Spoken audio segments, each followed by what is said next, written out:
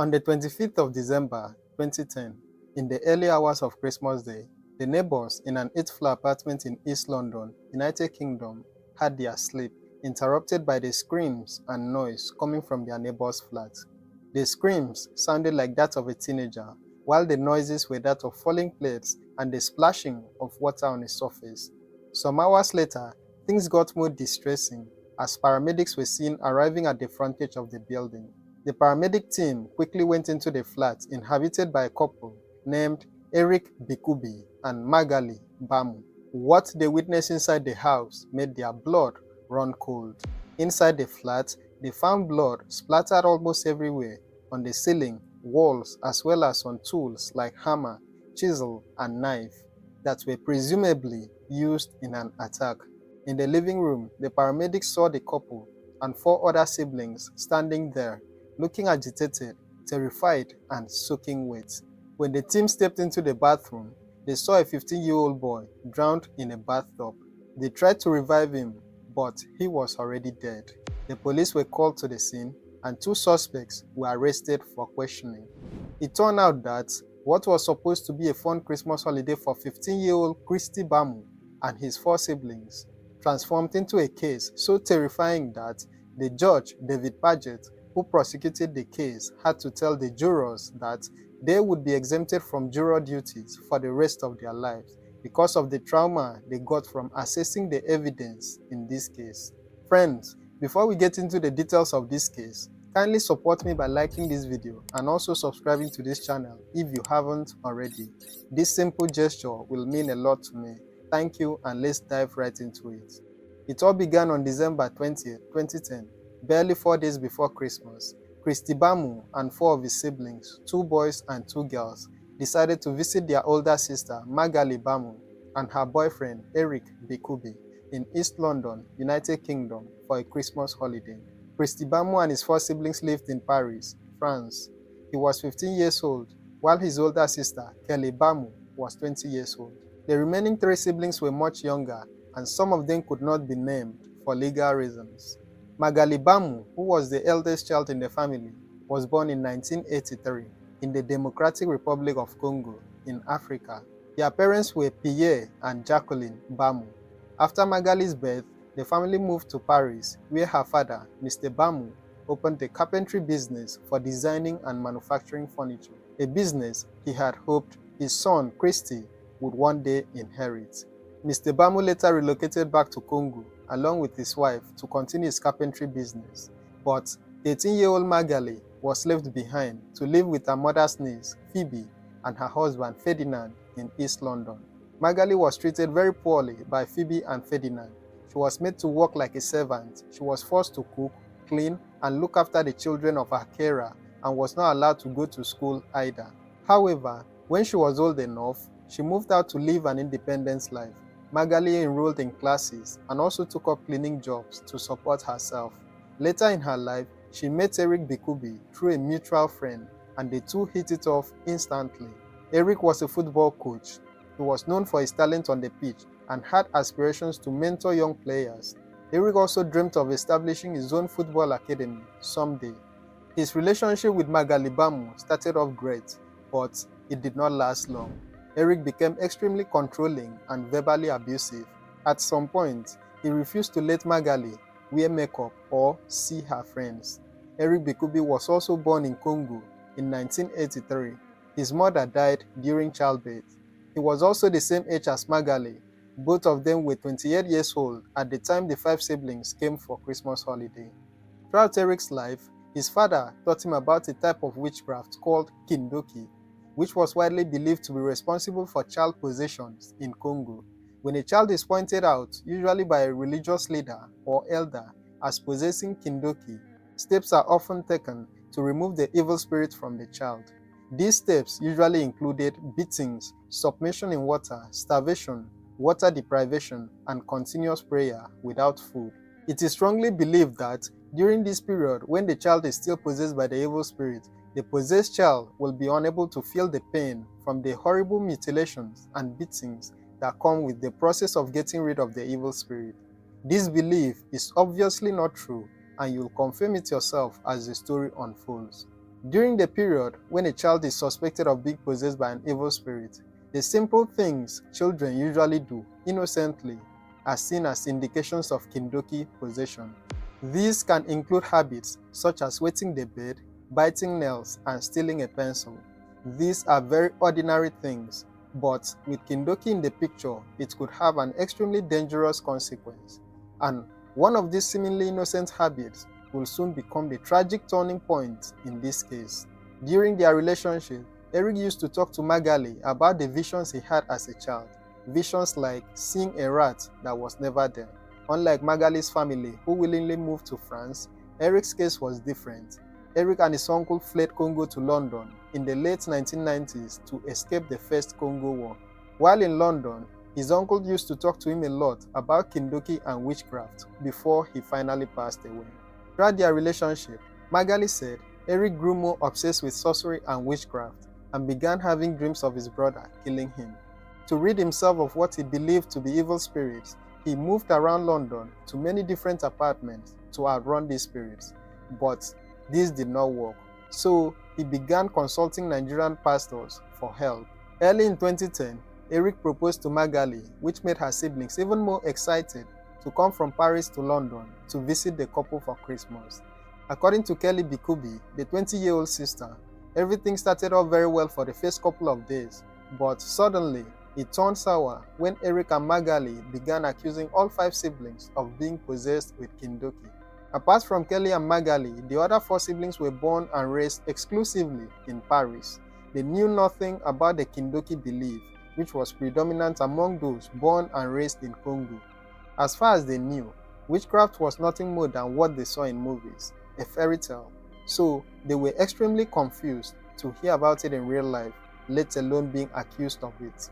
They pleaded against the accusation, but there was nothing they could do, as anyone accused of being possessed by kindoki must undergo the necessary rituals to rid their body of the evil spirit.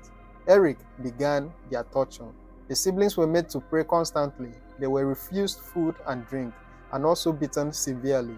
At one point, Eric did the unthinkable. He forced the siblings to jump out of a window in their 8th floor apartment to see if they could fly. Kelly said no matter how much they begged him to stop torturing them, it was clear to her that his mind was made up and he genuinely believed the siblings had traveled to London to kill him. This was someone they looked up to for protection and safety. But what was even more heartbreaking was the fact that their 28-year-old sister, Magalie, was not only watching their torture, but she was also encouraging it. In order to save themselves from any more torture and pain, Kelly and her 11-year-old sister eventually confessed to being witches, and this worked for them as Eric stopped their beatings. Unfortunately, this did not work for Christy. On the same night of the sisters' confession, Eric continued the beatings and torture of Christy. At one point, Christy struggled to breathe and fell over, crawling and gasping for air. Eric and Magalie watched with great delight, convincing themselves that the kindoki is finally beginning to come out. They continued the beatings. As the beatings got too unbearable, Christy wetted himself. Out of embarrassment, he then tried to get rid of the evidence by hiding his pants in the kitchen. Unfortunately, Eric found his underwear. Now, remember earlier how we mentioned the ordinary habits that could have serious consequences when kindoki is involved? Well, this was the point where Christy's life was guaranteed to never remain the same again. Eric interpreted the wet underwear as a sign that Christy was the one who brought the kindoki into his house. He then turned his full focus on him and even encouraged the other siblings to join in his beatings. The siblings were forced to restrain Christy while his sister Magalie smashed ceramic tiles on his head, hit his hands with a hammer, used a knife to make cuts all over his body, and also used pliers to rip one of his ears. This torture continued for 3.5 days, resulting in 130 separate injuries. On the 4th day, which was Christmas Eve, Christy couldn't take it anymore. He then pleaded and begged his sister, Magalie, to just let him die. A wish he was eventually granted on Christmas Day. Eric began forcing the siblings to clean the blood from the apartment while he played loud music and screamed at them. This led to a noise complaint from a neighbor, but the complaint was not followed up. Later that night, Eric and Magalie made a call to Mr. Bamu, Christy's father, Magalie said, "Dad, you've got to pick up the children because they are witches and you are a witch too." Eric then cut in to say, "You've got to come and pick up the children. You've got to pick up Kristy because he's a witch and he is practicing witchcraft on another child of the family. If you don't, I'm going to kill him." According to Mr. Bamu, when Eric made that remark, he initially wanted to respond. Then, suddenly, he heard Kristy's voice. Speaking in a calm and steady tone, Kristy wasn't crying. Instead, his voice was clear. Kristy said, "Dad, come and get me. Otherwise, Uncle Eric will kill me." Before Mr. Bamu could react, Kristy was abruptly cut off. Mr. Bamu then tried to hire a car for a 6-hour journey from Paris to London, but car hire firms were shut because it was Christmas Day. He then decided to come to England the following Monday because he could not believe that Eric would harm his children. Before the parents could make the trip, Eric and Magalie forced all 5 children into the bathtub and began dousing them with icy water as part of a cleansing ritual. As a result of the 3.5 days of torture, along with the sleep deprivation and 130 injuries, Kristy was mentally and physically exhausted. On the 25th of December 2010, Kristy's head slipped under the water and he drowned. The couple, on finding out, called the ambulance and the paramedics arrived at the scene. They tried to resuscitate him, but he was already dead. At around 8 p.m. that night, Kristy Bamu called her father and informed him that her brother, his son, Kristy, was dead. The police were called to the scene. Police discovered blood all over the home, on the ceiling and walls, as well as on all the tools they had used in their attacks. Eric Bikubi and Magalie Bamu were arrested for their crimes. Eric claimed self-defense, saying he was defending himself because Kristy was a witch. Magalie claimed Eric forced her to join in on the attack. The two were charged with murder and 2 counts of actual bodily harm.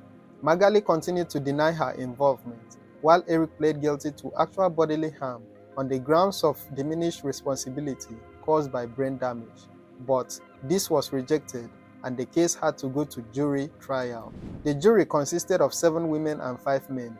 The judge in charge of the case was David Paget, and due to the gruesome evidence presented to the jurors, the majority of them were traumatized. As a result, the judge exempted them from serving jury duty again in their lifetime.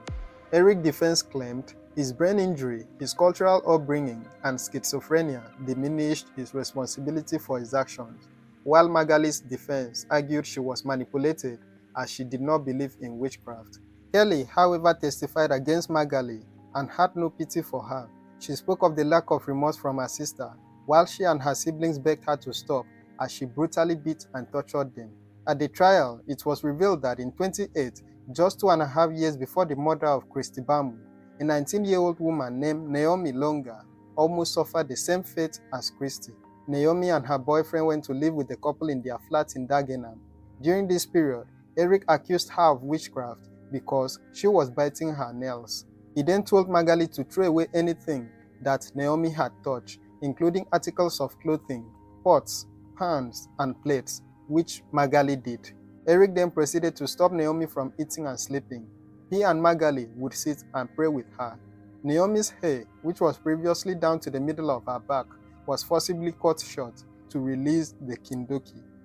Luckily, she called her mom to rescue her and she was able to get away. Unfortunately for Magalie, Eric punished her for allowing Naomi to leave the house. He gave her a black eye and also forced her to eat off the floor. After this, Magalie went to stay in a women's refuge. 3 months later, without her family's knowledge, she and Eric reconciled, moved in together, and got engaged. During the course of the trial, the judge pointed out that at no point did Magalie show any remorse for her actions. Eric Bikubi was eventually sentenced to a minimum of 30 years in prison, while Magalie was sentenced to a minimum of 25 years in prison. The judge told the couple that the case was very sadistic and the belief in witchcraft, however genuine, cannot excuse the assault and killing of any other human being. Kristy's father, Mr. Bamu, said in a statement that he felt betrayed, and to know that Kristy's own sister, Magalie, did nothing to save his brother makes the pain much worse. However, in June 2012, Kristy's family released a public statement forgiving Eric Bikubi and Magalie Bamu. Share your thoughts on this case in the comment section, and also don't forget to like, share and subscribe to this channel for more true crime stories. Thank you for watching and stay safe.